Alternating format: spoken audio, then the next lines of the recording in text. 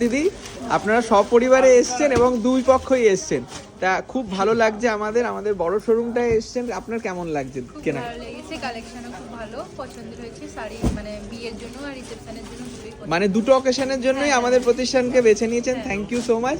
দিদি আপনার কেমন লাগছে?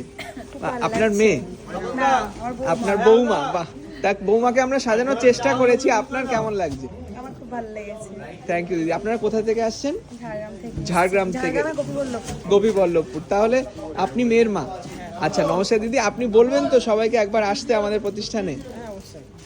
থ্যাংক ইউ দিদি। আপনি দিদি? আমি কাকিমা। কাকিমা। আচ্ছা, থ্যাংক ইউ দিদি। সবাই এসছেন, খুব ভালো লাগলো।